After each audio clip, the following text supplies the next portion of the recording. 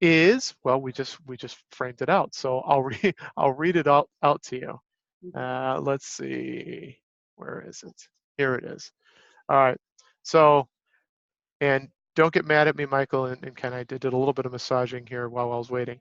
It So needed it. thank you. Design technique and design thinking and design sprints were designed to help solve problems systematically. We have observed that design thinking and design sprints isn't being fully utilized in the classroom, which could help raise student engagement. How might we help teachers learn design thinking and design sprints at possibly development workshops or maybe different places, so that they can teach kids these techniques to tackle big problems and become future innovators? So that's the problem that we're going to sprint on next week. And we want to reach out to subject matter experts like yourself to talk to you a little bit about your knowledge on the subject and things that you might, might ask you some questions, and then the answers that you provide will help inform our sprint as we proceed forward next week. So how did I do, Ken? Was that okay? That sounds great. Okay. So just so we can kind of keep things moving, we'll just do some very, very brief introductions. We have 5 folks with us. I'll start and then we'll just go around the room really quickly. Michael, if it's too noisy, you can just skip this part. But I'm Ken Soto. I've known Paula, like I said, for a few months. We met earlier this year at a service design workshop. I'm a designer and creative director, and I do a fair amount of design thinking type work for higher education, mostly in digital and brand experiences for higher education. I've been working with Jason and Subbu and Michael and a few other people on our team who can't be here today during this whole week to get ready for our sprint week next week. Okay. And now Doug has joined us, and Doug's a teacher, and if he can hear me, or he's been a teacher. Oh, looks he's gonna check out. So I'm gonna throw it over to Jason. I think you've kind of already done a decent job of introducing yourself, but do you want to say a few more words about yourself? Nope. No. So I also am a product designer, UX researcher, and design sprint facilitator, and I'll be facilitating our sessions with the help of Subbu and another a girl named Chris. And I work for Hitachi Solutions, and that's primarily what I do. So I come into companies who have big problems, and I help them through their discovery process by running the design sprint methodology. So nice to meet you. Likewise. Subbu, why don't you go next? Hi, Paula. Thank you for talking to us. Really appreciate your time. My name is Subbu Hariharan. I'm a product consultant. I work with building product teams, helping with their process and trying to get the product out the door. So I've been doing that for the last 6 years, and this new to the virtual sprints that we are doing. So I'm really excited to hear from you. Okay. Happy to be here. Nice to meet you. Michael, can you jump in really quick? Might be tough. Doug, how about we jump to you? Oh, or was it me? Sorry. Okay, yeah. We're just doing quick introductions. If you can jump in really quick and tell us just a tiny bit about yourself. Yeah, no worries. Yeah, my name is Michael Hewitt, and thank you for your time as well. I'm a product designer, freelancing. I live in Australia, but as you can probably hear the accent, I'm not from there. I'm originally from Scotland, so hopefully you can understand me. But yeah, we'll do our best. Yeah, you're doing fine. Thanks, Mike. And yes. Go ahead. Me? Let's just jump over to Doug. Tell us a little bit about what you're doing right now, Doug, and what you have done in the past, because I think it's very relevant. Certainly. So I'm a product designer, UX designer. Yeah, I'll pass on. Hello. Okay. And prior to doing product design, UX design, I was a teacher. I was a Waldorf teacher. And prior to that, I was actually a designer and a photojournalist. So, and I lived in the Bay Area for over 10 years, and now I'm living in Sacramento, California. And we just arrived here this year. And I'm a design sprint facilitator. I've worked for a public utility called SMUD, where I brought design sprints and problem framing LDJs, and continue to work with them with organizational design. So that's my background. Right on. So I think what we should do now is, Paula, I'm going to turn it over to you. And I'm going to temporarily, I guess, step into my role as Bob from Office Space and just ask, what do you do around here? So what does a design engineer for Del Mar School District do? So I am trying to solve the problem that you're trying to solve. Great. Your how might we statement is my how might we statement.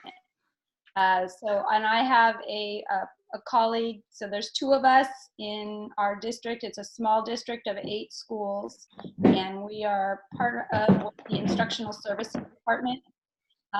This is my third year, going on 4th year in this role. So I was an elementary school teacher. I taught art for 12 years. I taught kindergarten for 3, 4th grade for 3.5, and then I was asked to take on this role. So as design engineers, we partner with classroom teachers, grade level teachers, and even art, music, science, other teachers to, design extraordinary learning experiences, primarily through design thinking. And we try to have a novel application of the learning objectives to apply it to something meaningful and that could help either local or classroom or even global communities. So how do we take what we know and then use it for good through the design thinking process? So we have had a wide range of success. So anywhere from, people who just jumped right in, learned as much as they can. They go to different conferences on their own to learn more, and they really embrace the design thinking mindset daily in their classrooms with their students. And then we have others that are very cautious, still not really sure how this applies to them. Okay, I'll do this design sprint because you're doing it with me. And we'll do it maybe once a year. So, it's a wide range. We do have support from our administration. Design thinking is part of our 5-year strategic plan. This is the 3rd year of it. So as a mindset, it is embraced, but it's definitely a challenge in such a structured, traditional system, to make time. Time is probably the biggest challenge. But Time we in see the classroom? classroom time. So we see it as solving the problem of time, because through design thinking challenges, you can integrate all kinds of learning and develop all of those social emotional learning skills and creativity and problem solving. So we see it as a completely wonderful use of time. But classroom teachers are also beholden to other structures and expectations, and so it's a challenge to help them think differently. You just said that some teachers take this very well and others don't. Yeah. Do you know what the difference between those 2 mindsets is? I hate to use the overused Carol Dweck fixed mindset, open mindset. People who really embrace curiosity are willing to continue to try new things, and those who are willing to put the time in on their side to create these meaningful learning experiences because they see the benefit for themselves and for their students. Those are the types of people.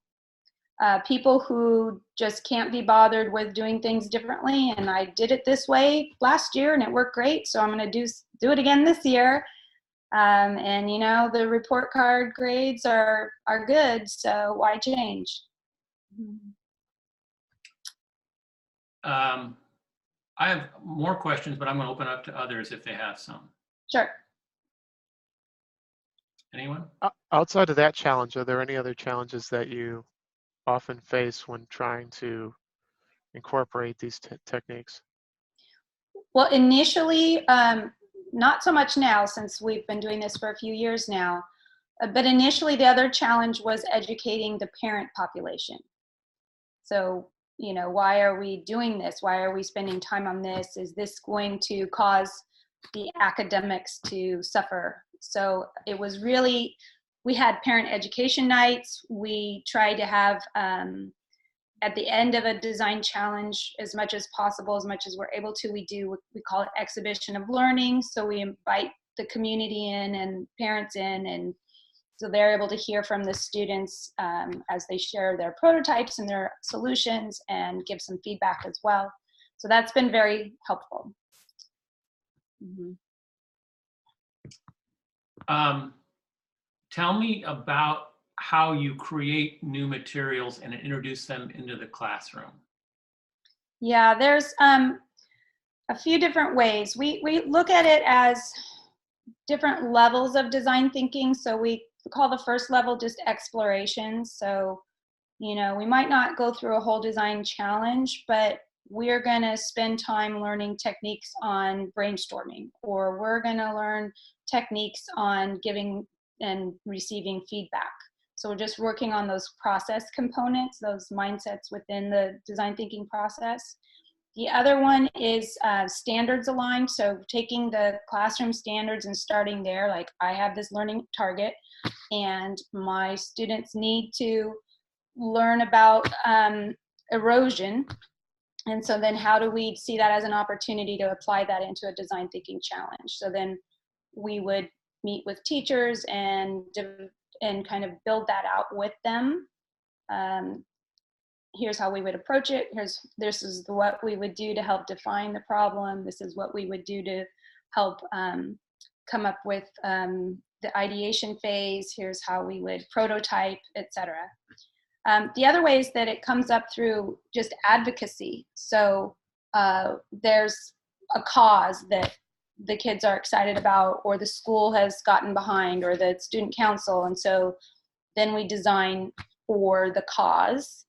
And then the other one is just organic. It sort of bubbles up in the classroom. Maybe it's an issue with bullying in the classroom, and so now we're going to stop, and as a class we're going to go through a design thinking challenge to help address this recurring issue within our social community. Hmm. How do kids, oh, go ahead. I said, was that too vague? Sorry. No, that's, I love the way you broke down into those three different approaches. How do the kids respond to this? Is this something that's natural for them, or? You know, it's funny. The kids respond so favorably. And what's interesting is that sometimes we hear from teachers, oh, no, they don't like ambiguity. You need to give them a structure, and you just need to help them to scaffold it. Do this, do this, do this. And it's not the kids that want that. It's the teachers who are uncomfortable allowing their students to swim around in some ambiguity and wrestle with that. But the kids are totally capable, and they feel validated as human beings. Like, what? I can come up with ideas now. I don't have to wait till I've gone to college and then I can start solving problems. So they get empowered. And we try to personalize it as much as possible. Students often have the choice of working independently or as a collaborative group or as a whole class, just depending on the situation. Because there's always part of the process is always collaboration, right? You're at least sharing ideas and giving and receiving feedback. So, and then presenting to others. So those who really need to work independently that's just their way they roll. We try to allow that as much as possible. And those who want to work in a collaborative way, as long as they're being responsible, go for it.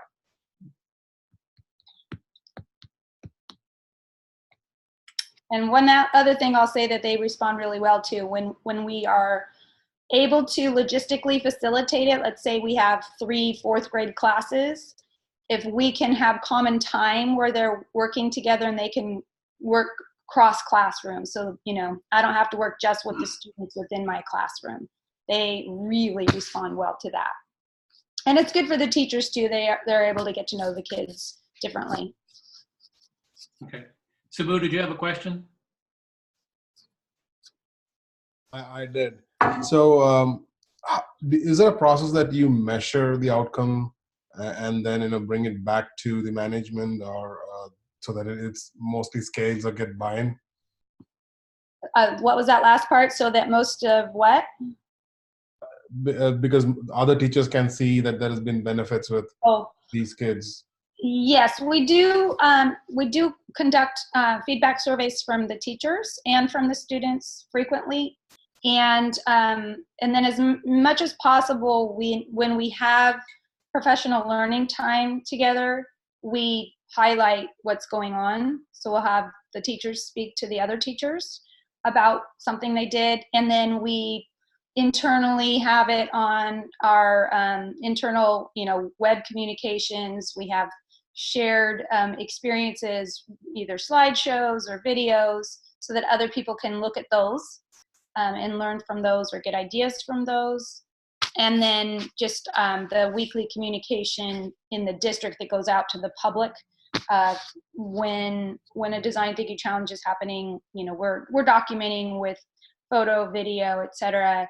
And so we are trying to share that as well. So it's not formal data, it's more informal, but we do track that. Are you seeing any quantitative measures as far as grades or anything like that you see any tangible benefits in there?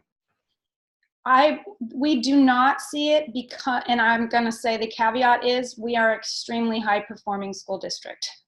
We're in the top 1% of the state.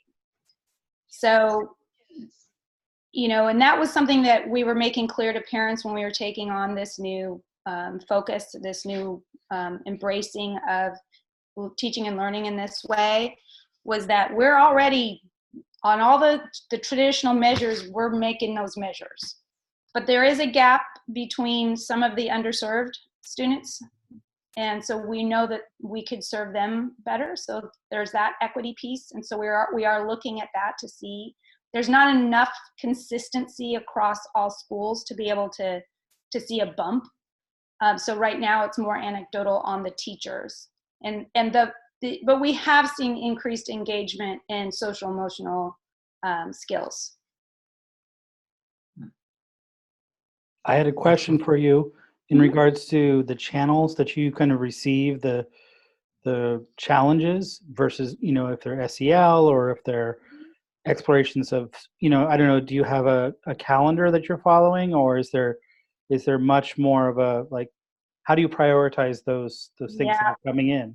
We don't prioritize. We really, it's a coalition of the willing for the most part. Like, we really focus on the standards base. Like, we have that. If we're doing a full, you know, teacher training, there's going to be standards-based examples. But when we're working with a teacher or a grade level, we're just responding to their needs. So they're going to contact us, or we'll reach out to them and say, hey, I heard you're working on human body systems. You know, would you like to incorporate design thinking challenge with that? Or, you know, Design Forward San Diego's just put out a Sustainable Cities Challenge. And so, oh, wow, you know, your study of community with your kindergarten and first graders, and the fact that they think human rights include food, shelter, clean air, and clean water, even in their highly affluent community, and they want to design the ideal community, that could be part of this challenge. So we'll try and bump it up there. We also work to bring in industry experts, kind of just like I'm doing for you. So, right. you know, we do the same. So it's basically on call. Those things are all cycling in. There's no filter to it. There's no hierarchy placed on prioritization of the standards over the organic stuff or the SEL stuff over the. I'm just looking at how it kind of rolls in. Yeah, it's mainly going to be standards based, but we try to be very cognizant of valuing all of it, so that people don't feel that they can only do this for standards based learning. Got it. Okay, thank you. When it comes to introducing new techniques among your teachers, where have you found the most success? It's really a balance between when we have professional learning days, for example, we'll employ that as part of the training. So, you know, we're going to try a 4x4 brainstorming routine. And so then we see them take that back into their classrooms. Other times it's, hey, I'm really having a hard time with my students. They're arguing in their group, they're not getting anything done. And then we go, oh, wow, have you tried empathy mapping? And then they do empathy mapping, not for the design challenge, but for the fact that they're working together, these students, you know, sometimes, you know, that was just an example. So it's really a balance between individual unique needs and then pulling from our experience and our resources. And then other times we are very intentional in including new techniques in our trainings.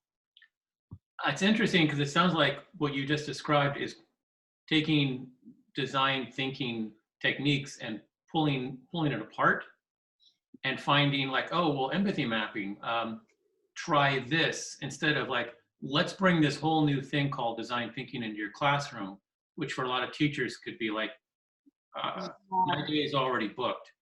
But for this particular challenge, you might try this. Well, right. And sorry, I got sun in my eye. So we actually, the first full year that we did this, we were just like, hey, we're going to come in and we're going to get every single student will complete a design challenge sometime this year, at least one. And that was our rollout. And then the second year we thought, okay, we realized some people were still struggling with the mindset part.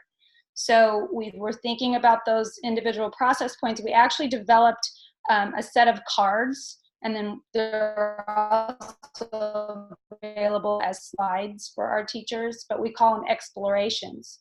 So within the design thinking process, we have several different techniques that you can use with your class, but it doesn't have to be in relation to a design thinking challenge. So like you were just saying, you know, the empathy mapping is something we can do because it's useful in this situation. I could do journey mapping of a storybook character, you know. So we trying to value the thinking and the process, we broke it down that way. And then since the cards are digital, we're able to add new ones as we discover new things that work. And we try to also, in the cards, we'll say, hey, this pairs nicely with science and social studies, or this is more of a social emotional learning process. I have a question for you in regards to, and maybe this is just a semantic question, but how is this different or the same as an innovation lab? So it's hard to say because innovation labs are different everywhere. Yes. So in innovation labs, typically, I'm just going to generalize, our project-based learning, okay, which is wonderful. There's nothing wrong with that. Whereas design thinking is, you need that empathy element. So it's the purpose behind it. So the project-based learning is, I'm going to design a robot to go from X to Y to Z. Mm-hmm. Whereas if it were design thinking, hey, how could we use this robot and coding in order to help somebody because it can go from X to Y to Z. And It also aligns nicely with, just so you know, with your challenge, there are something called the Next Generation Science Standards. And within that, there are the engineering design process is included. So I've done workshops where we're looking at comparing the engineering design process to design thinking and looking at that overlap, so that so we say, okay, how do designers think like scientists, and how do scientists think like designers? Mhm. And where is that overlap? Got it. Mm-hmm. Thank you. You're welcome. Anyone else have any questions? It's great stuff. Yeah, it is. Well, you've given us a ton of stuff to think about, and the whole team's going to be able to watch this next week. So Cool. we're very, very grateful to you, Paula. Well, thank you. I appreciate the opportunity to learn what you're doing too, and I'm super excited to try a virtual design sprint. Perfect. Well, Well, maybe you could be one of our testing candidates too. Oh, okay. So if you're willing to. I'm totally willing. yeah, keep your schedule open next Friday. Next Friday. Okay. Okay. Awesome. Well, I think we'll wrap this up then. All righty. Excellent. Thank you. Ken, I posted the shared folders to post this. Can you put this in there? Yep. And then let everybody know to take a watch on it before Monday? Yep. All right, cool. Thank you. All right. Thanks, everyone. Thank you, everyone. Bye, everybody. Have a great weekend. You too. Bye. Bye. Bye.